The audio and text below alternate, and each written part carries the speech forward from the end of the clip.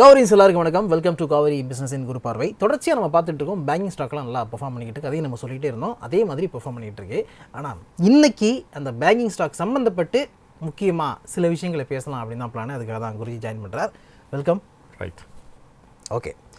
So banking ஸ்டாக்லாம் நல்லா perform பண்ணுது அப்படின்னு பார்த்துட்டு இருக்கும்பொழுது பேங்க்ஸை பேஸ் பண்ணி இருக்கக்கூடிய இடிஎஃப்பை பார்த்தா என்ன அப்படிங்கிறது தான் பிளானே. ஆமாம். ஸோ நிறைய இடிஎஃப் இருக்குது. அதுவும் ப்ரைவேட் செக்டாருக்குன்னு தனியாக இடிஎஃப் இருக்குது. அதுக்கப்புறம் பேங்கிங் செக்டார்லேயே பிஎஸ்யூ பேங்க்ஸுக்குன்னு தனியாக இடிஎஃப் இருக்குது. எக்ஸாக்ட்லி. ஓகே. ஸோ இதெல்லாம் பார்க்கும்பொழுது இந்த பெர்ஃபார்மன்ஸ் எப்படி இருக்குது? ஒரு பக்கம் பேங்க் செக்டார் பேங்க் எல்லாமே நல்லா பெர்ஃபார்ம் பண்ணிகிட்டு இருக்கு. இன்னொரு பக்கம் இந்த இடிஎஃப் எப்படி இருக்குது?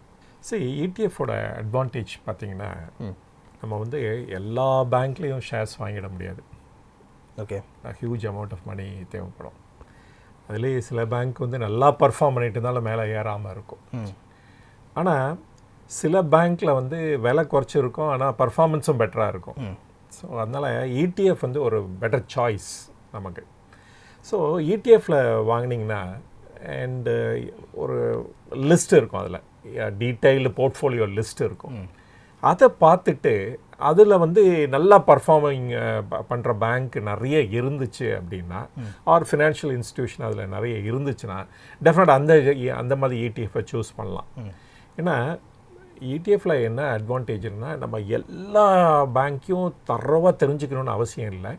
அந்த இடிஎஃப் அந்த நல்ல பேங்க்ஸ் எல்லாம்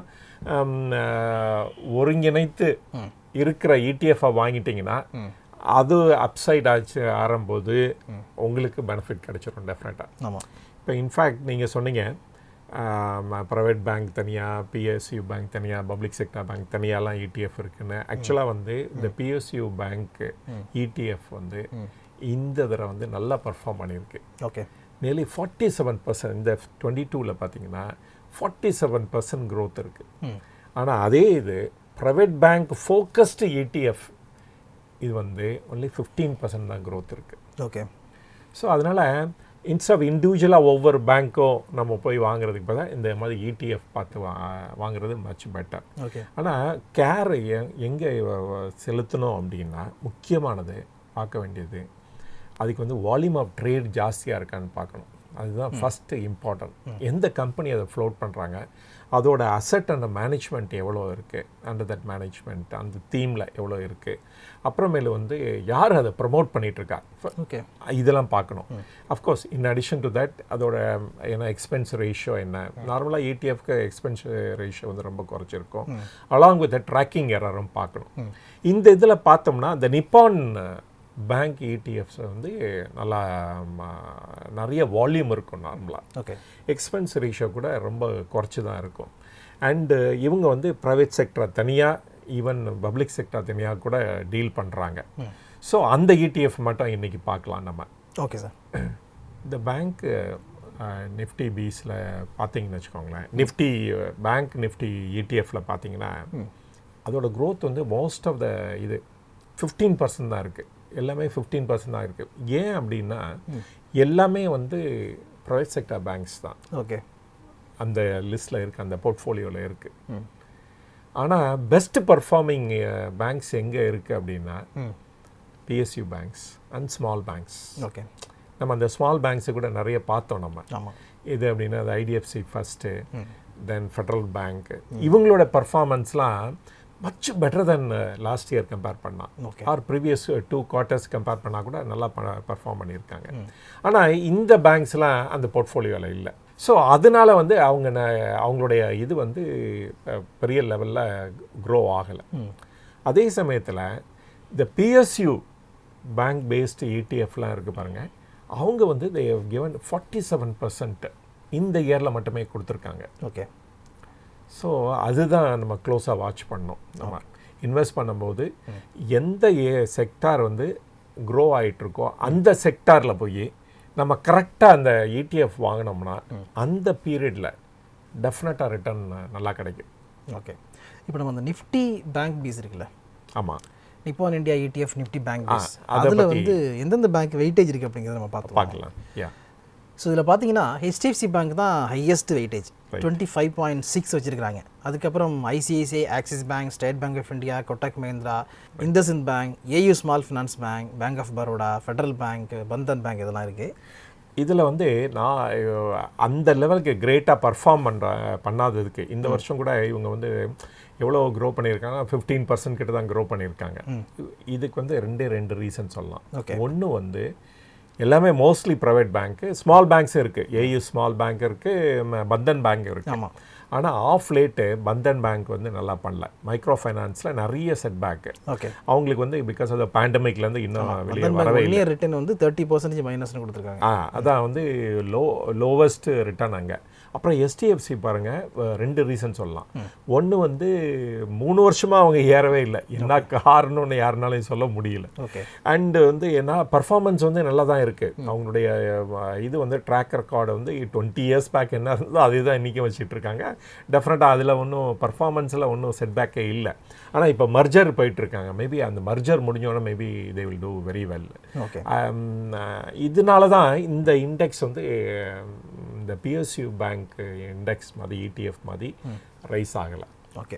ஸோ HDFCயோட போர் பர்ஃபார்மன்ஸு, அந்த இது அந்த மார்க்கெட்டு, அப்புறம் பந்தன் பேங்க்கோட போர் ரிசல்ட்ஸு, ஓகே, அதுதான் மெயினாக ரீசன் இதோட நான் பர்ஃபார்மன்ஸ்க்காக. பட் பந்தன் பேங்க் வெயிட்டேஜ் வந்து 1% தான். ஆமாம், not a big one. But ஆனால் பெரிய லீடர் யார் இந்த இதுலேயே குரூப்பில்? HDFC. ஆனால் இதில் வந்து பப்ளிக் செக்டர் பேங்க்ஸும் ஒன்று தான் இருக்குது. ஸ்டேட் பேங்க் ஆஃப் இந்தியா மட்டும் தான் இருக்குது. அவங்களுடைய வெயிட்டேஜ் 10% தான் கொடுத்துருக்காங்க. ரைட். ஆல்மோஸ்ட் 11% கொடுத்துருக்காங்க. ரைட். இது PSU இது பாருங்களேன், பேங்க் பீஸ் பாருங்கள். PSU நம்ம பார்த்தோம்னா அதில் ஹையஸ்ட் வெயிட்டேஜ் இருக்கிறது SBI பேங்க் தான், 26% வச்சுருக்காங்க. அப்புறம் largest bank naturally bank of Baroda 20, Canara bank 14, Punjab national bank 12, Indian bank 7, union bank of India 7, இந்த மாதிரி போயிட்டே இருக்கு. இதில் வந்து என்னென்னா இதில் ஒன்று பார்க்க வேண்டியது, பஞ்சாப் நேஷனல் பேங்க் தான் டூயிங் பேட்லி. ஏன்னா அவங்களுக்கு தான் லார்ஜஸ்ட் எம்பிஏ, இன்னும் அந்த இதுலேருந்து வெளியே வரல. ஓகே. பட் ஆனால் ஸ்டேட் பேங்க் வந்து நல்லா பர்ஃபார்ம் பண்ண ஆரம்பிச்சிட்டாங்க. அதே மாதிரி பேங்க் ஆஃப் பரோடாவும் நல்லா பர்ஃபார்ம் பண்ண ஆரம்பிச்சிட்டாங்க. Indian Overseas Bank coming out of the problem. Okay. But Punjab national Bank still track அந்த இண்டெக்ஸில். பட் இருந்தாலும் இந்த ஸ்டேட் பேங்கோட பர்ஃபார்மன்ஸ், பேங்க் ஆஃப் பரோடாவோட பர்ஃபார்மன்ஸ் வச்சு இந்த இண்டெக்ஸ் வந்து இந்த பீரியடில் இந்த ETF வந்து இந்த பீரியடில் வந்து 47% வரைக்கும் பர்ஃபார்மன்ஸ் கொடுத்துருக்கு. ஓகே. ஸோ 2 ETF நம்ம இப்போ நிப்பான் இந்தியா ETF பேங்க் பீஸையும் Nippon India ETF Nifty PSU bank பீஸையும் வந்து கம்பேர் பண்ணி பார்த்தோம்னா அதில் வந்து PSU நல்லாவே பெர்ஃபார்ம் பண்ணிருக்கு அப்படிங்கிறது கிளியராக தெரியுது. ரைட். அடுத்து ஒரு முக்கியமான விஷயம் என்னென்னா, இப்போது அகைன் FIIs எல்லாமே திருப்பி இன்வெஸ்ட் பண்ண ஆரம்பிச்சிருக்காங்க. அந்த மாதிரி நல்ல செய்திகள்லாம் வந்துகிட்டே இருந்துச்சு. ரைட். அகைன் வந்து அவங்க இன்வெஸ்ட் பண்ணுறதுக்கான காரணம் ஏன் கேட்குறேன்னா, ஜனவரியில் இருந்து ஜூன் மாதம் வரைக்கும் ஃபுல்லாக ட்ராப்பிட்டே போயிருக்காங்க. மைனஸ்லேயும் இருக்குது. ஜனவரியில் 33,303 கோடியாக இருந்தது. ஜூன்லலாம் வந்து 50,203 கோடியாக இருந்துச்சு. ஹையஸ்ட் விட்ராவலாக இருந்துச்சு, மைனஸ் இருந்தது. ஆனால் ஜூலையிலிருந்து அவங்க ஸ்டார்டட் இன்வெஸ்டிங் 4,989 கோடி, ஆகஸ்ட்டில் 51,204 கோடி, செப்டம்பரில் திடீர்னு ஒரு 7,000 கோடி விட்ரா பண்ணிட்டு வெளில போயிருக்காங்க. அகைன் வந்து அக்டோபர்லேயும் ஸ்மால் அமௌண்ட் ஆஃப் விட்ராவல் நடந்திருக்கு. இப்போ நவம்பரில் பார்த்தீங்கன்னா 31,230 கோடி திருப்பி இன்வெஸ்ட் பண்ண ஆரம்பிக்காங்க.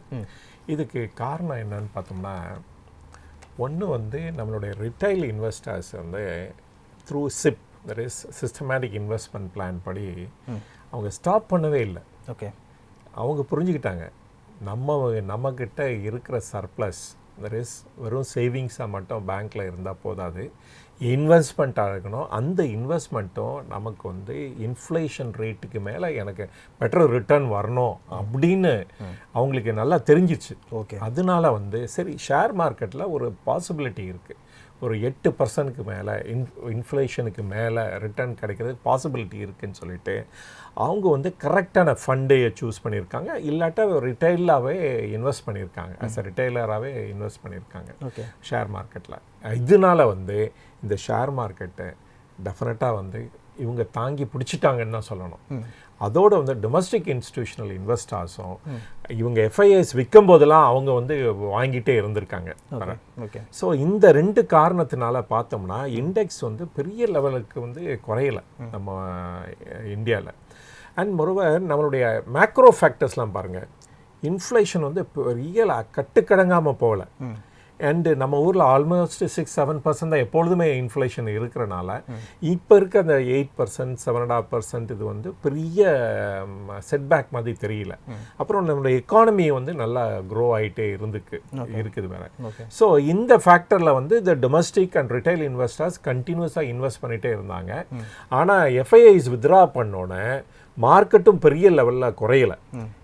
ஸோ இதை பார்த்தாங்க, சரி இனிமேல் நம்ம இந்தியாவில் இன்வெஸ்ட் பண்ணாமல் போயிட்டோம்னா then will be last out from the India's growth story அப்படின்னு சொல்லி திருப்பி வர ஆரம்பிச்சிட்டாங்க டெஃபினட்டாக. இது ஒரு ரீசன் சொல்லலாம். அப்புறம் செகண்ட் ரீசன் பார்த்தீங்கன்னா இப்போ வந்து ஃபெட் ரிசர்வ் அவங்களோட மீட்டிங்கோட மினிட்ஸ் வெளியே வந்துருச்சு. அதில் கிளியராக சொல்லிட்டாங்க. என்ன சொல்லிட்டாங்கன்னா இன்ஃப்ளேஷன் குறைய ஆரம்பிச்சிருச்சு. அண்டு டெஃபினட்டாக வந்து லாஸ்ட் குவார்ட்டரோட ஜிடிபியும் வெளியே வந்துருச்சு, விச் இஸ் 2.6%. அப்புறம் இன்ஃப்ளேஷனும் 7.7 கிட்ட வந்துருச்சு ஃப்ரம் 8.3லேருந்து. அதனால வந்து இதே லெவலில் ஏர்லியராக வந்து 0.75% ஏற்றிட்டே இருந்தாங்களே இன்ட்ரெஸ்ட் ரேட்டு, அதே லெவலில் இருக்க போகிறதில்ல அப்படின்னு மினிட்ஸில் ஒரு ஹிண்ட் கொடுத்துட்டாங்க. ஓகே.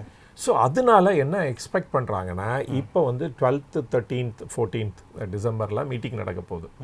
அண்டு ஃபெட் ரிசர்வ் வந்து எக்ஸ்பெக்டட் என்ன அப்படின்னா 50 பேசிஸ் பாயிண்ட் தான் ரைஸ் பண்ணுவாங்கன்ட்டு எல்லா இடத்துலையும் பேச்சு அடிப்படுது. ஸோ இந்த காரணத்தினால டெஃபினட்டாக அந்த மாதிரி இன்ட்ரெஸ்ட் ரேட்டு குறையிறப்ப யார் பிக்கஸ்ட் பெனிஃபிஷரியாக இருப்பாங்கன்னா கண்ட்ரீஸ் லைக் இந்தியா டெஃபினட்டாக. அப்போ இந்தியானா என்ன, இந்தியன் ஷேர் மார்க்கெட். ஸோ நம்மளோட க்ரோத் ஸ்டோரி இன்டாக்டாக இருக்கிறனால டெஃபினட்டாக வந்து இவங்க வந்து கண்டினியூ பண்ணிட்டு தான் இருப்பாங்க நம்மளுடைய ஷேர் மார்க்கெட்டில். ஸோ இதனால தான் நான் எதிர்பார்க்குறேன் தட் எஃப்ஐஐஸ் வந்து இன்வெஸ்ட் பண்ணுறதுக்கு இதுதான் காரணம் அப்படின்ட்டு நான் ஃபீல் பண்ணுறேன். ஓகே சார், இந்த சம்மந்தம் நம்ம இன்னும் டீட்டெயிலாக பேசுவோம். இப்போதைக்கு இதை வைண்ட் அப் பண்ணிக்கலாம் அப்படின்னு நினைக்கிறேன். ரைட். இந்த வீடியோ உங்களுக்கு யூஸ்ஃபுல்லாக இருந்துச்சுன்னா நிறைய பேருக்கு ஷேர் பண்ணுங்கள். புதுசாக காவேரி பிசினஸ் சேனலை பார்க்க வந்ததுங்கன்னா சப்ஸ்கிரைப் பண்ணிட்டு இந்த பெல்லைக்கானே ப்ரெஸ் பண்ணுங்கள். அடுத்த வீடியோ மீட் பண்ணலாம். நன்றி, வணக்கம். தேங்க்யூ.